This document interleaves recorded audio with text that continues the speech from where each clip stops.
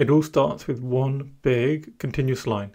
That is the most fun way to get your scene on the page before adding a few splashes of colour, some suggestions of detail here, and in next to no time we'll be done with our awesome little sketch.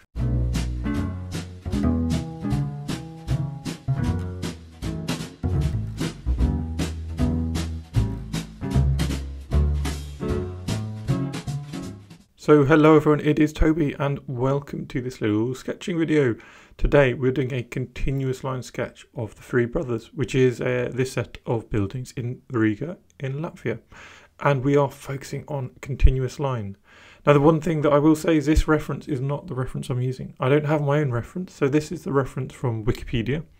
But if you just Google, you'll see lots of very similar views, so you can start to understand the kind of scene that I'm trying to sketch, which is basically a front-on view of these three lovely buildings. And my challenge today, and what I challenge you guys to have a go at, is take a scene like this, take something complicated and turn it into a continuous line sketch. And I'm just going to talk you through, as I do this, why and how I'm doing that. So you can see I started off with the middle building, that sort of light yellow building, and as I'm sketching with my continuous line, I'm aware I'm not going to want to come back too many times and add too much in terms of texture. So notice how all of my lines have got some kind of texture going on, something that I'm adding, like a texture there of a roof, just suggesting some tiles, or going down the sides of the first building, we suggested a whole lot of brick marks.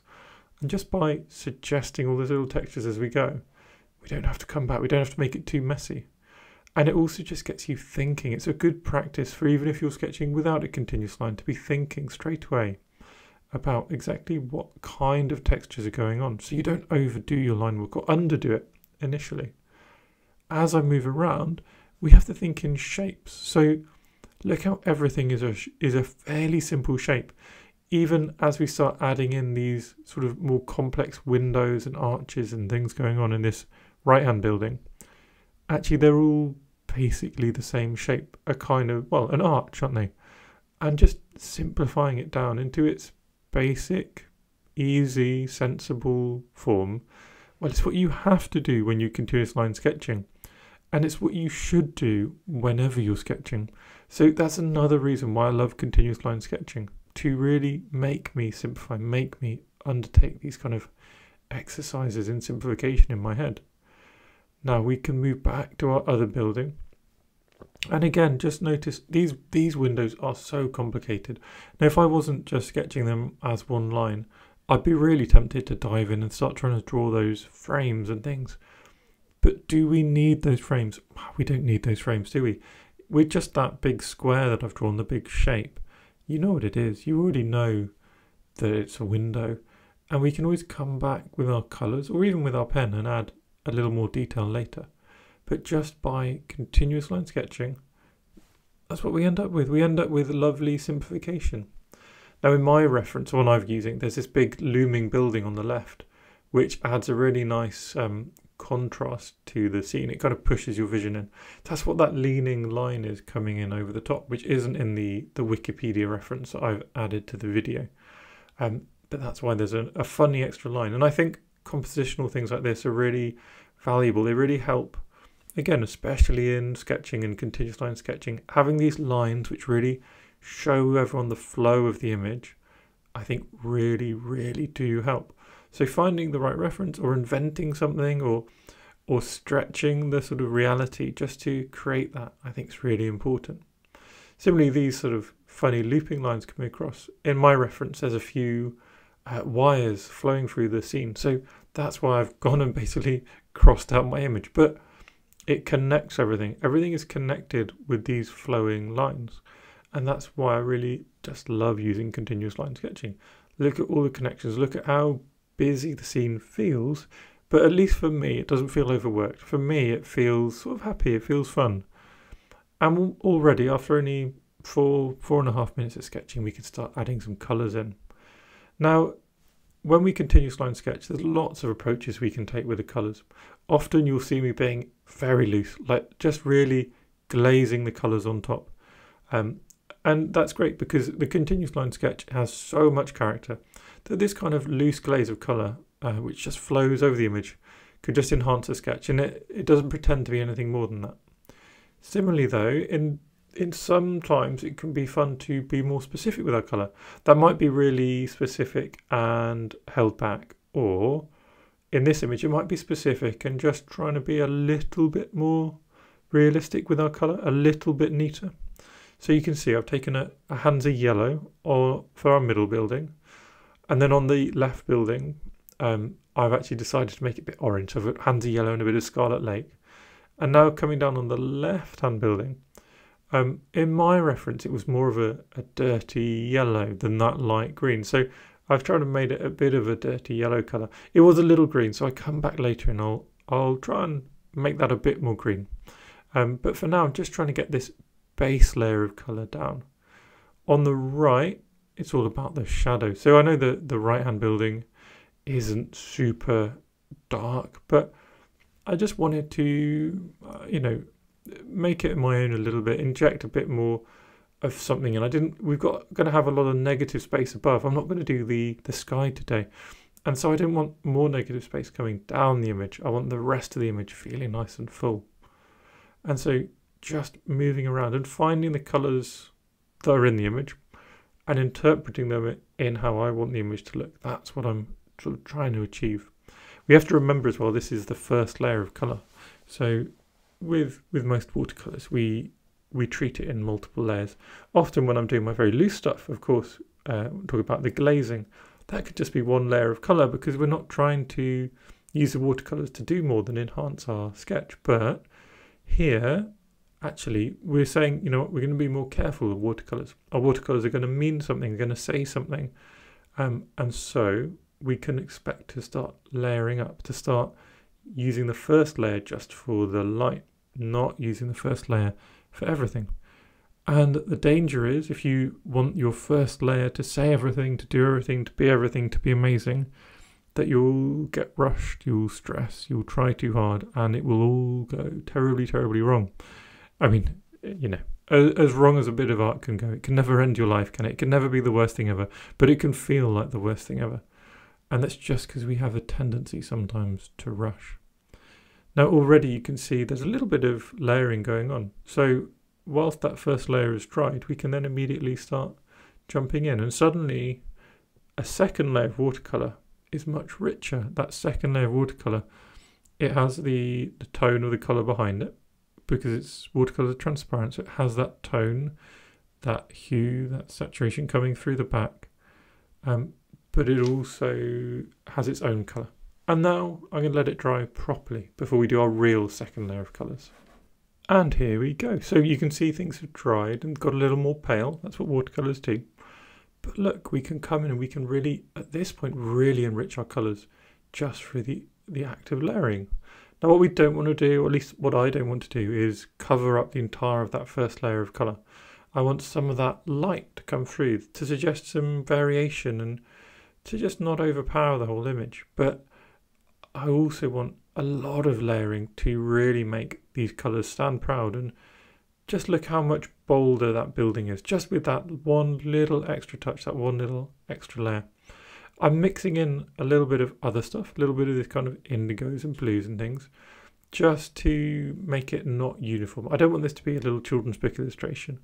This is a kind of murky little image, and I want it to feel that way. And so making my colours a bit murky is a great way of doing that.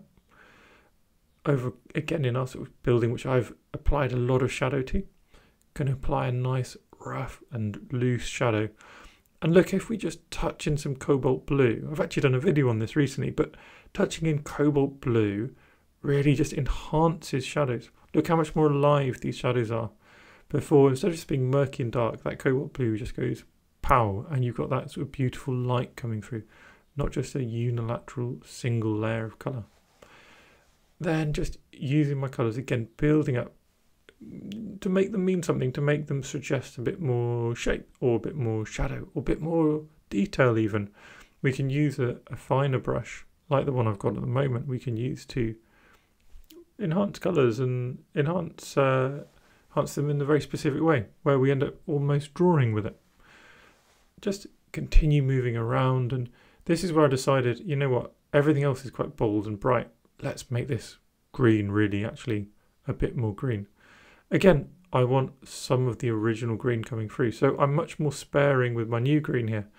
I'm sort of leaving a lot of the old murky yellow green in the background and leaving it at that. And then we can use some more of our deep greens to push and move around the image and really just find those, for example, these doors, which are a really lovely rich green, and enhance them and bring them to the same level that the rest of the image is at in terms of saturation of colour. And again, you'll notice how I'm just jumping around the image quite a lot and having a little bit of a play here, a little bit of a play there. Noticing sometimes, I'm noticing that I've left out reds. Sometimes I've left them out on purpose because I didn't know if I really wanted that colour in there or not. I didn't really know if it'd be too much. And that's another key thing about colours. We don't need to overdo them. We don't need everyone in there. Now, a bit of fun. We talked about the windows earlier, how it's tempting if you start sketching a window to think you need to sketch every detail. But look, we can even come now with just some really loose suggestions of shadows in the windows. And you know what? Those shadows do a much better job than a heap of ink would have done. Those shadows are suggestive, not overly suggestive. They don't enforce a view of a window in it. They don't make it look too busy, but they let you know the kind of window it is. So it's another sort of thing just to be aware of when you are sketching, even at the beginning, just being aware that you haven't finished yet. You've got loads of options as you go, and rather than jump into the details, why not leave them? Why not leave them till later when you can always add them? But if you go too early, you won't know if you've done too much. Now, a few splashes. I just want to invoke a little bit more texture without effort. And I also wanted to just give myself a little mental break and decide, you know, what else is needed. Well, I know a little bit more randomness, a bit more texture is needed, so I'll pop some splashes in and then I can see. And having done that, I've given myself a little break from staring too deeply at this, and I can find the other bits I want to add in. A couple more window marks, a couple of brick marks at the side, a little bit more shape and shadow with a little bit of a deeper kind of watercolor tone. And I'm ready now, feeling a little bit refreshed, even just from that little mental break of a few seconds where I just did some randomness, did some taking the pressure off to have another look at the image. And then I thought, you know, I like the splashes. Let's just find another couple of colours which might enhance some of that. And we're also able to look again. Look at this third layer of green that we're adding on this building. Now, I did tell you at the beginning we'd come back and make it more green. And this is just showing, you know, you don't have to stick with the decisions you made initially. You can come back, you can change them, you can fiddle with them, you can, yeah, do whatever you want later on. So don't try and correct every mistake or every issue right at the beginning.